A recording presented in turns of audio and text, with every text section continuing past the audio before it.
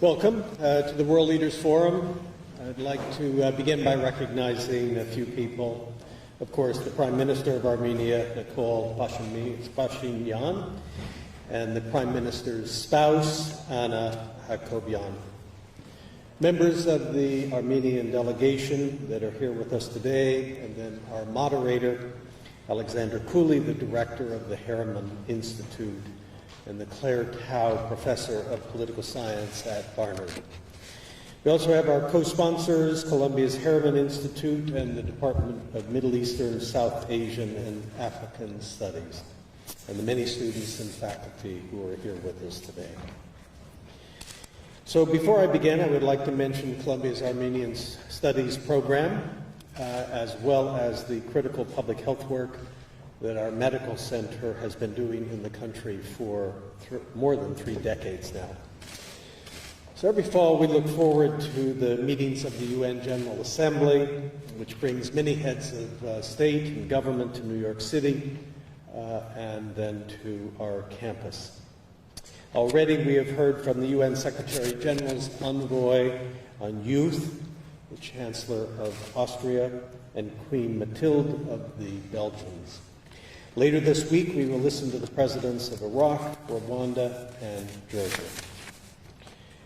Our guest this afternoon, Nikola Phashinyan of Armenia, the Prime Minister, is an extraordinary person.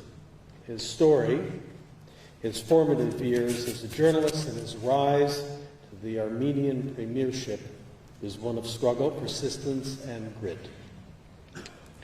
Born and raised in a small city 2 hours north of the capital, the Prime Minister became politically active at a very young age, organizing protests and railing against corruption of those in power. He went on to study journalism and worked as a reporter and editor before founding his own newspaper. He became known for his strong beliefs and distaste for strongman politicians. He organized demonstrations against the presidential elections in 2008, and when protests turned violent, the government blamed him and sent him to prison. He was granted amnesty several years later. He reemerged and was elected to the National Assembly in 2012 and 2017. In the spring of 2018, incensed at the ruling party's plan to circumvent term limits, he began a walk across the country in protest. He used social media to communicate with his supporters, and when he reached the capital, he was greeted by throngs of people. The numbers soon swelled, blocking traffic and bringing the city to a standstill. In homage to Václav Havel, he named the movement the Velvet Revolution and directed participants to engage in nonviolent legal acts of civil disobedience. Several weeks after the mass protests began, the president resigned, and Parliament elected Mr. Phashinyan to the post of acting prime minister. The news was covered by outlets across the world. The mood in the country had shifted and people were euphoric. 7 months later, he solidified that victory in transparent national elections, the fairest in Armenia's history. A year later, the country is still in transition. 1/3 of the population lives below the poverty line and unemployment is very high. 2 of Armenia's borders remain closed, the result of long-standing and deeply divisive disputes with neighboring Azerbaijan and Turkey. The Prime Minister has prioritized domestic concerns, concentrating on job growth, economic stability, and combating government corruption. He has also focused on critical foreign policy issues, like Armenia's close ties with Russia, and the balance it must strike between honoring that alliance and building stronger relationships with the West. Critics of the Prime Minister contend that the momentum that brought him to power won't translate into effective political leadership, that his lack of extensive executive branch experience is a liability. But there is one thing everybody agrees on. He has transformed the country in ways once thought impossible. Armenians are optimistic about their future, about their ability to bring about political change through political engagement. For the first time, they believe that they have a real stake in their governance of their country and the power to influence the course of its future. The Prime Minister has come to Columbia today to give his first major address at an American university. He will speak about his approach to government reform and regional security, as well as his work with the UN on sustainable development, human rights, and poverty. Please join me in welcoming him to the podium.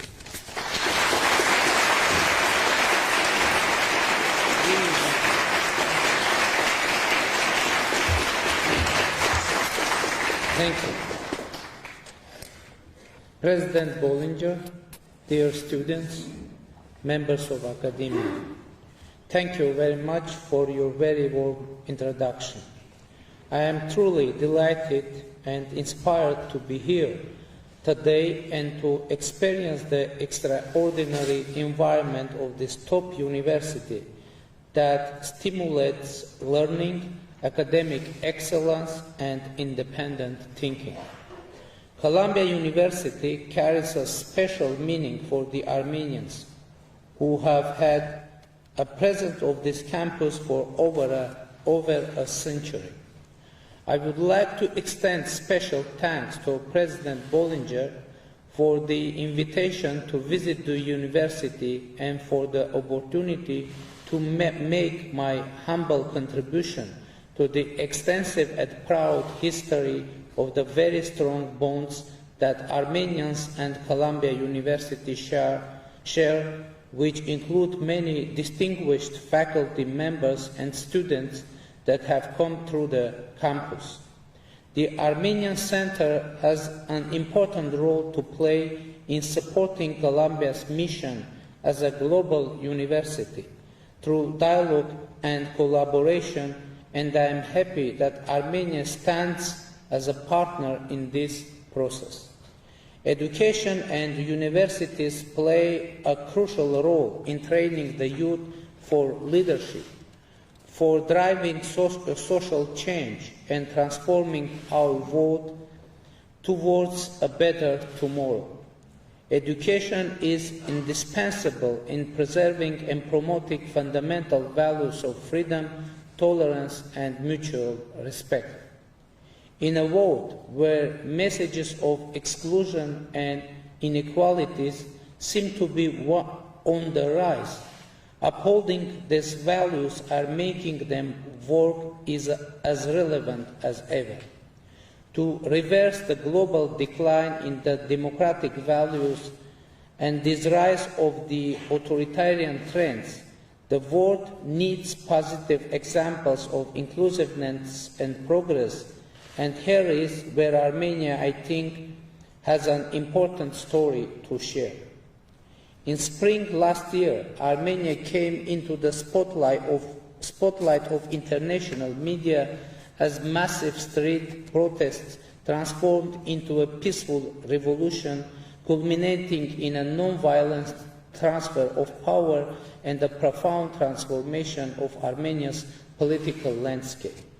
The Velvet Revolution set our country on a path of democracy through a process that was described by the UN Secretary General as a fantastic example of a peaceful transfer of power.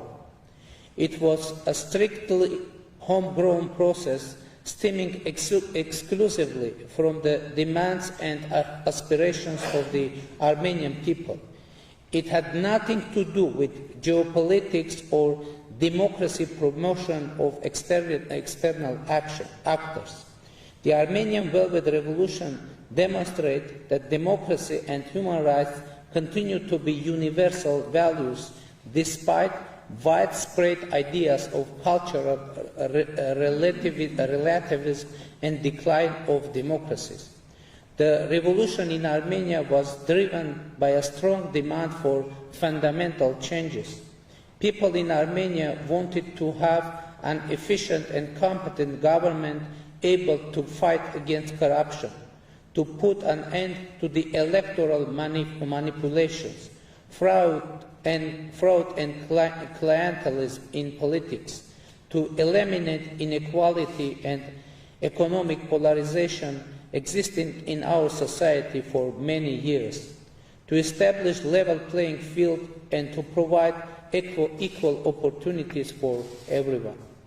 Since its very first day in office, the new Armenian government, formed as a result of the first uncontested parliamentary election in the past 25 years, has embarked on the implementation of an ambitious reform agenda. Comprehensive reforms, these are the most correct words describing the spirit of today's Armenia. Reforms are implemented in many areas, influencing almost all fundamental aspects of our life. A democratic society with a strong middle class based on the rule of law and accountable government is the ultimate goal of our reforms. To reach this goal, we need to develop inclusive political and economic institutions. We have achieved progress in many areas. Today, Armenia is truly a democratic country with established freedom of press and assembly. The chapter of electoral fraud and systemic corruption is closed in our country forever. Yet, the lack of independent judiciary is still a big issue in Armenia. Unfortunately, among the different branches of power, the judiciary enjoys the lowest level of confidence in our society. It is not accidental, therefore, that while making our steps toward establishing a really independent and efficient judicial system and restoring the integrity of our courts, we are encountering the stiff resistance from those who were exercising unrestricted control over judiciary before revolution.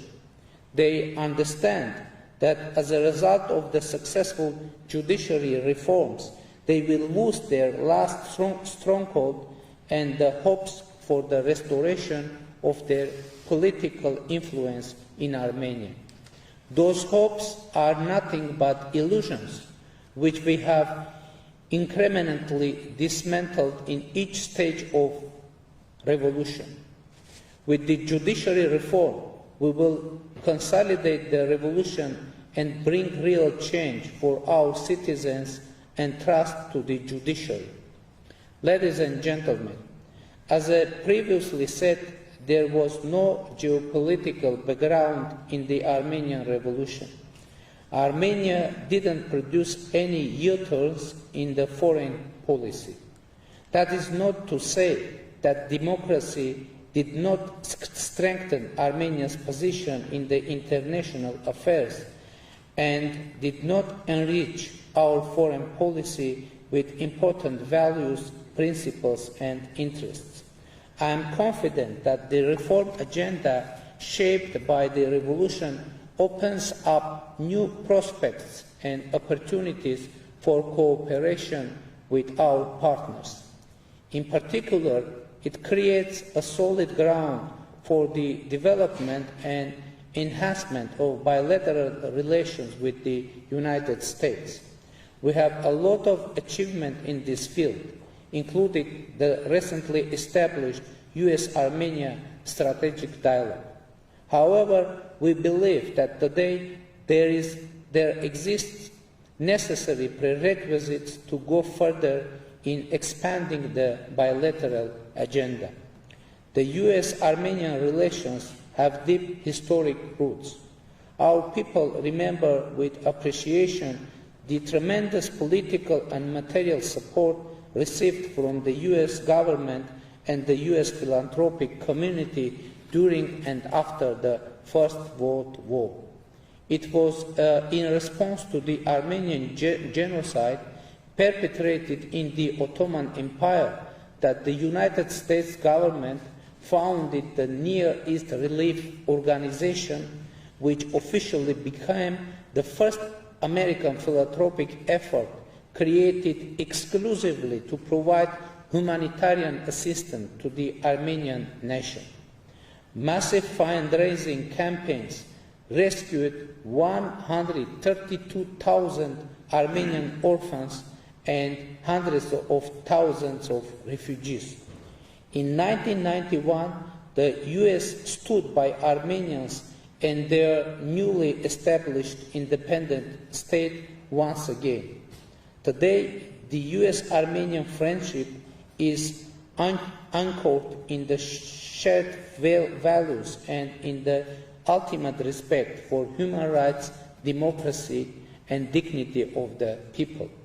I also believe that the vibrant and active Armenian-American community is a significant factor contributing to our partnership.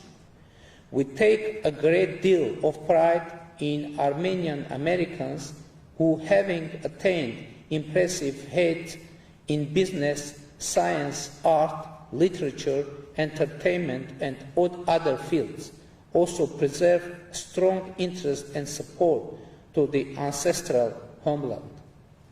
Ladies and gentlemen, over the past decades, Armenia and the United States have been working together in many areas, including global security, fight against international terrorism, non-proliferation, nuclear security, and peacekeeping operations.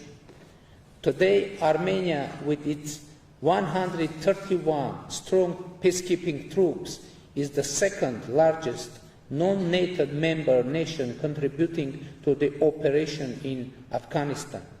Furthermore, Armenia is one of the contributors to the NATO-led operation in Kosovo. Previously, we also participated in the US-led coalition's operation in Iraq. We also attach great importance to the constructive role played by the United States as one of the co-chairs of the OSCE Minsk Group and appreciate its effort towards a lasting and durable peaceful resolution of Nagorno-Karabakh conflict. Dear friends, unfortunately, the South Caucasus remains to be a volatile region marked by a number of security risks. Unresolved Nagorno-Karabakh conflict poses a security challenge to our nation and serves a serious impediment for regional development. The Nagorno-Karabakh conflict is among the most difficult and protracted ones in the world. It starts with Soviet Union, when an Armenian region with more than 90% of Armenian population was assigned by an arbitrary decision of Communist Party to Azerbaijan. It lived with the Soviet Union for 70 years, manifested by systematic and violent discriminations against the Armenian population, who formulated their bid for self-determination and human rights in 1988, even before the fall of the Berlin Wall. It survived the Soviet Union and turned into a large-scale war in the beginning of the 1990s, which threatened the very existence of the people of Nagorno-Karabakh, who were subjected to mass atrocities. Since 1994, when a ceasefire agreement was signed between Nagorno-Karabakh, Azerbaijan and Armenia, the Nagorno-Karabakh peace process became an indispensable part of regional politics. There can be many hypotheses as to why it was not possible to resolve the conflict for more than 2 decades. The lack of functional democracy has been among them. It seems that there was a vicious circle wherein the people of the region were often denied human rights in the name of conflict-induced national security. Likewise, conflict transformation seemed to be unachievable because of the low level of human rights protection and democracy. In Armenia, we broke this vicious circle. On many occasions, I have been asked to what extent democratic transition of Armenia may bring new opportunities for conflict resolution. Of course, Armenia does not represent the entire region, and thus we cannot refer to the overall change in the region. Thus, let me highlight only the current reality from strictly Armenian perspective. The current Armenian authorities do not derive their legitimacy from the conflict perceptions and do not use conflict to clinch on power, to limit human rights or justify their violations. Our moral commitments to human rights, democracy and non-violence, which we undertook during Velvet Revolution before the entire Armenian people, cannot be neglected for the people who live in the conflict area. The people of Nagorno-Karabakh are entitled to enjoy their human rights and determine their future as much as their compatriot in the Republic of Armenia or any other people in the world. Armenia has supported democratic aspirations of the people of Nagorno-Karabakh, who most recently elected their local authorities in free and fair elections. Peace cannot come as conspiracy between clans or exclusive elites. We need leadership which are both accountable to their people and can gather strong support for peace in their respective societies. Peace should be about people and for people and can come only through the people. With this in mind, we try to advance Nagorno-Karabakh peace process with the following important steps. First, with my Azerbaijani colleague, we were able to agree on necessity of observing and strengthening ceasefire. Second, we agreed that we need to prepare populations for peace. Third, I unilaterally declared that we should find a peaceful settlement acceptable for people of Nagorno-Karabakh, Azerbaijan and Armenia. I made clear that the will of people on all sides matters. Why is it important to ascertain this seemingly obvious idea? Without acknowledging and humanizing other side and their needs, it would be difficult to explain the rationale behind any compromise. Indeed, my declaration was unilateral, but in order for it to be acceptable for the Armenian people, it requires exactly the same declaration and approach from Azerbaijan. So far, the leadership of Azerbaijan refrained from committing itself to finding a solution acceptable for all. Instead, we continue hearing explicit or implicit war threats. Azerbaijan also refuses any dialogue with the people of Nagorno-Karabakh and their representatives and try to impede any interaction of people living in the conflict area with the world. Under these circumstances, it should not come as a surprise to Azerbaijan that the people of Nagorno-Karabakh strongly rely on Armenia as the only guarantor of their survival and development. Let us be clear, there will be no more genocidal threat to Armenians, specifically in Nagorno-Karabakh. I hope that Azerbaijan will approach the expression of will of the people of Nagorno-Karabakh in the upcoming state elections, not as a threat, but opportunity to engage with newly elected authorities.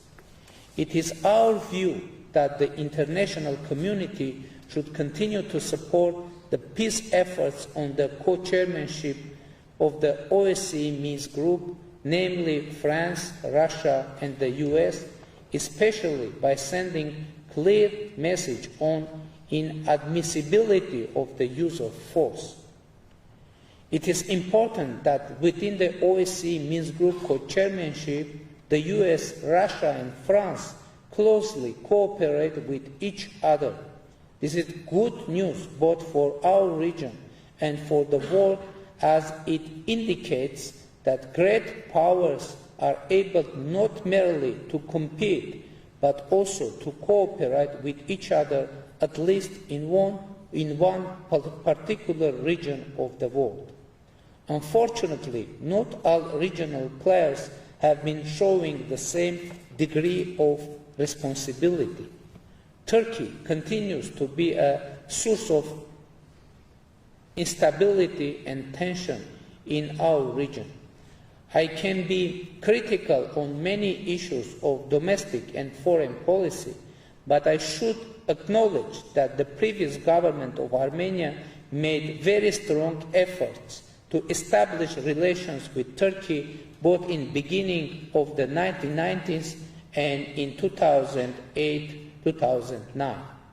They agreed to establish diplomatic relations with Turkey without preconditions, despite the difficult and tragic past. However, these efforts remained unappreciated, rejected, and even manipulated by Turkey, who signed but refused to ratify the Zurich Protocols. Today, after 104 years of the Armenian genocide, Turkey continues its hostile policy towards the Armenians by closing its land borders, politically and militarily supporting Azerbaijan against Armenia and Nagorno-Karabakh, and most appallingly, by justifying the Armenian genocide. We are a people of the region, and we have been living here from ancestral times. We survived a genocide, and finally we are building a democratic, peaceful, and viable nation. This is a reality that Turkey should accept by ceasing to be an eternal security threat to Armenia and the Armenian people. The equal rights and self-determination of peoples are one of the principles of international law put forward by the OSCE Minsk Group co-chairs for the resolution of Nagorno-Karabakh conflict. When it comes to this principle, somehow there is a tendency to rightly emphasize self-determination and wrongly to forget about the equal rights of peoples. Peoples who live in one region, side by side, are destined to recognize each other as legitimate equals. This means rejection of any idea of domination, subjunction, or destruction of other people. New forms of dialogue, respect, reconciliation, and equality among people are needed in our region. Culture of dialogue, tolerance, and compromise should prevail over all differences and against all odds in the South Caucasus. Thank you for your attention.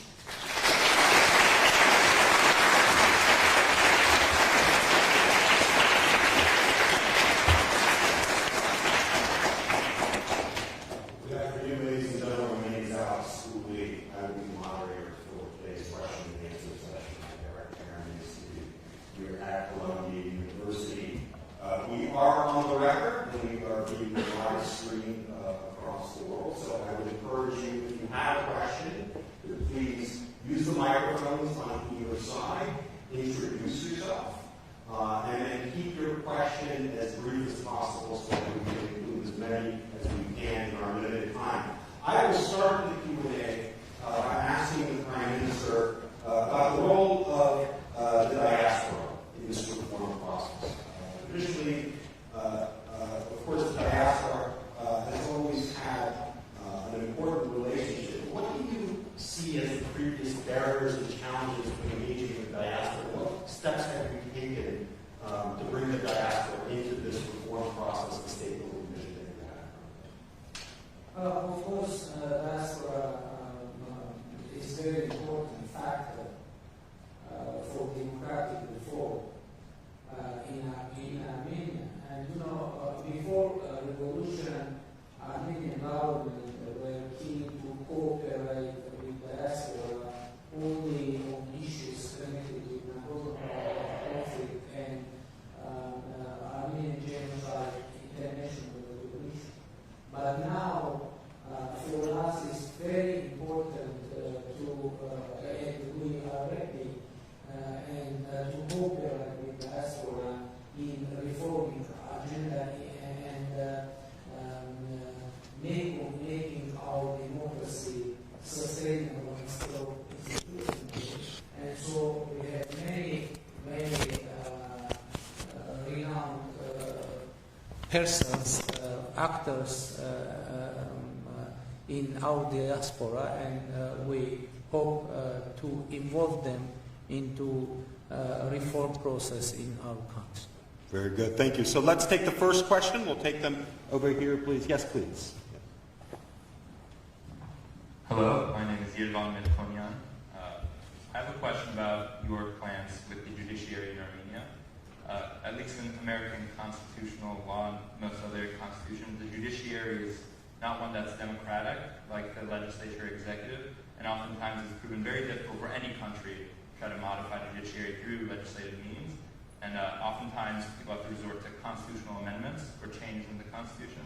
Do you see any sort of plan forward with regards to that? How do you envision changing the judiciary for Armenia to make it stronger and more robust in the future? I'm sure that we need to adopt an institutional approach for reforming judiciary in our country. And now, recently, we are going to adopt anti-corruption strategy, and the very tangible part of judiciary reform will be connected with anti-corruption policy in Armenia, because a most important problem and issue in our judiciary system is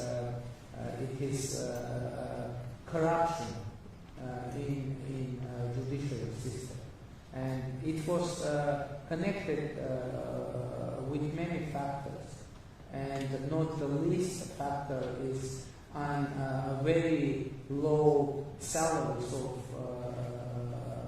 judges, because now we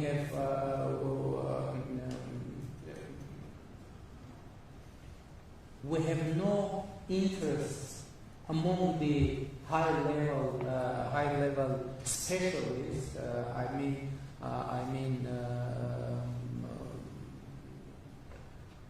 Jurists to become judges, and now we have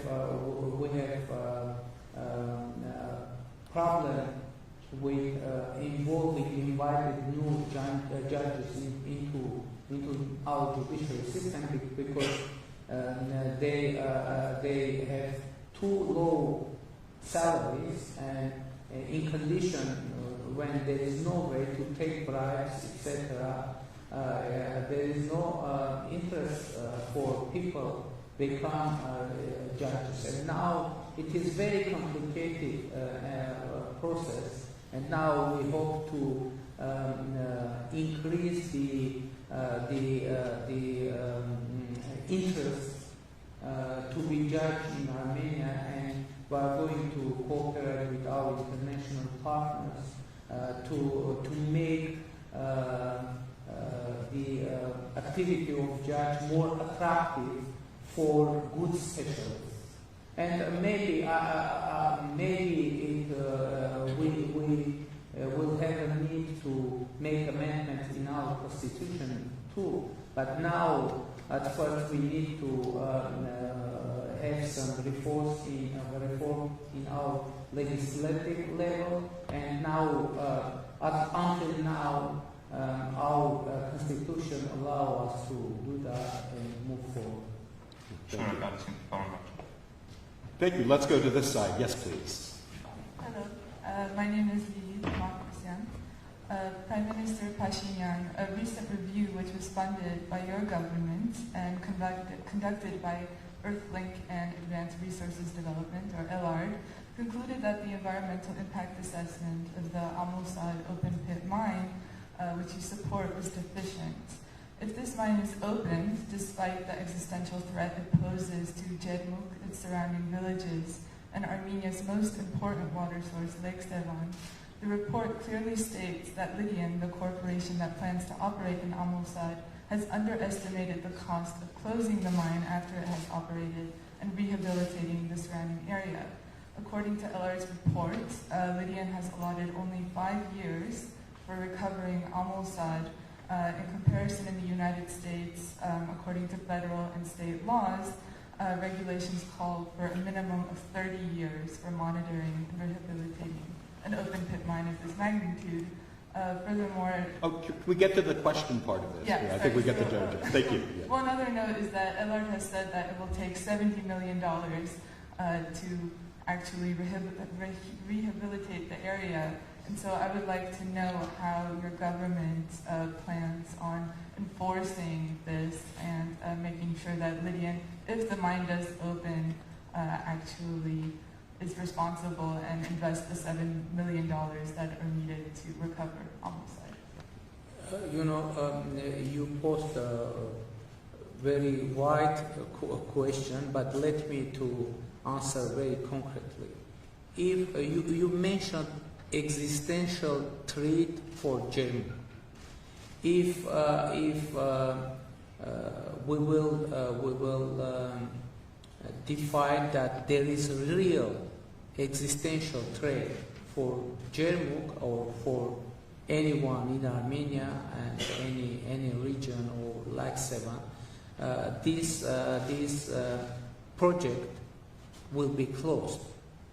And a very important state that it is the situation that we is starting from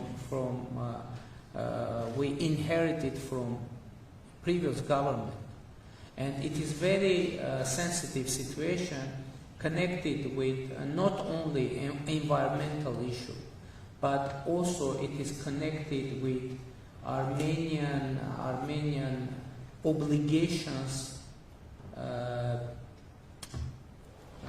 in front of international community, and we need to be very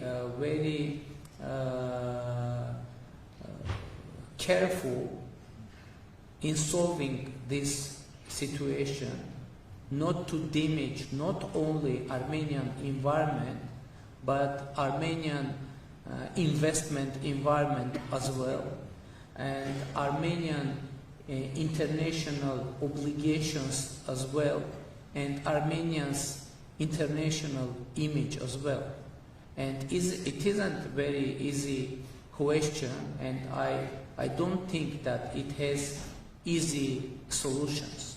I believe that easy solutions will damage our country not only in terms of environment but in terms of investment in ecosystem environment and international image. So my position is that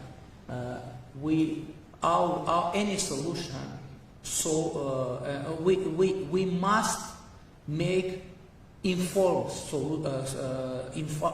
decision on that issue. And it isn't acceptable to make any solution based on only fears, only rumors, only risks. We need to understand this situation truly, and we need to make balanced decision on that. So does that mean that I'm sorry, we have to move on to other questions. We can't take two-part questions. Thank you very much. Yes, please. Yeah. Hi, I'm Kelly Badashkanian, and thank you, Prime Minister, for speaking to us today at Columbia. My question actually does dovetail with the previous one, and it's about water. Armenia clearly has a water problem. My family and I, we were in Tavush this past August, and every village we visited on the border talked about irrigation issues or lack of drinking water. It was clearly pervasive. And I'd mentioned Lake Sevan looks different than it did a couple of years ago. I read there are some risks that it could turn into marshland. Like there's an environmental problem. And then when I think about Jarmuth, which we did touch upon, I do worry about a cyanide pit being built so closely to the Arpa River Valley. So it's a more general question about what is your perspective on the environment and that very vital, irreplaceable water resource that Armenia has and is potentially at risk. You know, our government announced that we adopt the concept of eco-Armenia. Eco-Armenia. What does it mean? It means that for us, the protection of environment is very important. But it doesn't mean that we are going to close mining sector in our country. It does mean that we are going to increase the standards of the mining sector in our country. And by the way, in our country we have no problem of water. We have problem of water supply because we have huge water resources in our country, and now we need to have capacities to preserve the water and supply that water to our people for irrigation purposes and for everyday use. We have huge resources, and now it is one of the most important tasks of our government to build new capacities and new infrastructure for effective and efficient use of our country's water resources. Thank you. Yes, please. Hello, my name is Alec. I'm a student up at the Medical Center, and I'd like to thank the Prime Minister for coming to speak with us today.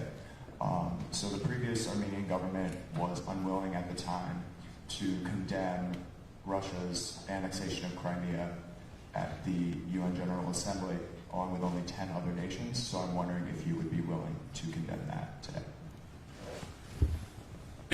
You know, I think for us it's a very sensitive situation when we are speaking on the conflict between two friendly countries. And you know, I believe that not always any condemnation, etc., they help for solving this problem. Sometimes condemn one side or other side, it disturbs and it increases the tension around the situation. So our goal is to support two partner countries to solve this problem, and we are ready to do our best support and help Russia and Ukraine to solve conflict, and we are ready to do our best for global peace, security, and stability. Thank you. And I think we have time for a couple more questions. Yes, please. Thank you, Mr. Prime Minister. Thank you for the speech. So I have a general question about democracy. Just please introduce yourself. Oh, sure. Thank you. Yes, my name is Suan, and I come from China, so I am a master's student studying computer science at Columbia. So a bit general question about democracy, and I really hope to hear your view on it. So there are some countries, for example, some Western Europe countries, or like United States, who has a long history of pursuing the value of democracy. It has been having a democratic political system for a long time. While there are countries, even today, are starting to adopt democracy and still going back and forth between democracy and sometimes came back to an like authoritarian or totalitarian government. So I'm just wondering, in a society today where like information are like widely spread around the world and people mostly recognize the advantage of democracy, why do you think there is such a difference where some countries still adopt democracy with a long history while some countries are still going back and forth? And last but not least, what do you think is the most important factor that these countries can, most important factor for these countries to protect the value of freedom, the value of democracy in these countries? Thank you. As I said, for us, democracy isn't something that was imported from outside. And it is very important nuance for me and for us for perception of democracy. Because, I don't believe that democracy should be exported from somewhere to somewhere. Democracy and freedom should be a choice or no choice for country, for people, etc. The most important nuance of our democratic revolution is that it was choice of Armenian people, and there was no one foreign force involved in our democratic revolution, and that is very important. And I don't think that I can make and I have right and authority to give advice to other countries, build or not build democracy, or be or not to be democratic country. Because every country has its own nuances, and it's up to the people, it's up to every people to decide what is the best way for them to go. Maybe I don't know, but I believe and I'm sure, and our people prove that Armenian people is democratic people, because we accepted democracy since the Soviet time. Armenia in the process of even in the situation of existing of Soviet Union in early 1990s, Armenia was a democratic country and had a democratically elected government. So I believe that democracy is an Armenian value. It isn't something that we took from outside of our country. It's domestic value, it's national value. Democracy, I believe, it is our own. Thank you. Right, thank you. Yes, please. Hi, Dr. Phashinian. My name is Mariam. I'm a PhD student in machine learning here at Columbia. And my question to you is about military. So this has about military. military. Yes. So this was the second year I held a robotics camp with MIT in Armenia, and it was a big hit. And I noticed this interesting trend among young Armenian women who want to serve in the army. And including myself, I would love to serve for the army. And many people don't see it as an obligation, but they see it as a right. So my suggestion to you is the following, and I wonder what you think about it. I would love to be a citizen of the country where both men and women serve. And men don't have to serve for 2 years in that case, but everyone gets to serve for 1 year. And I believe that would solve a lot of issues about the army, such as people avoiding the service, people hurting themselves on purpose so they're not eligible for service. So that's my suggestion, and I wonder what you think about it. Thank you. Yeah, I think it is a worthy idea to discuss. And now, actually, this process has already started in Armenia. I mean that every year the number of women serving in army professionally, not like an obligation, is increasing. And I believe that this process will develop further, and the next step will be real discussion about the women obligatory service in army. It is idea that should be discussed, but what would be the outcome of that discussion?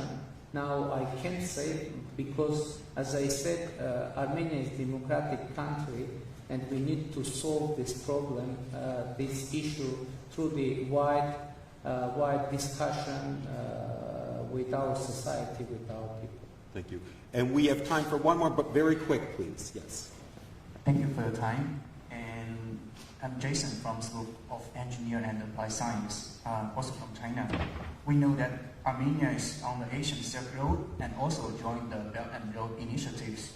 And what I want to ask is whether there are any ongoing projects under this initiative. If any, what are they? If not, what do you think are the reasons? And also, what are your recommendations for the foreign investors to invest in your country? Thank you. To invest our country, you know, I think that Armenia is attractive for foreign investment due to several reasons.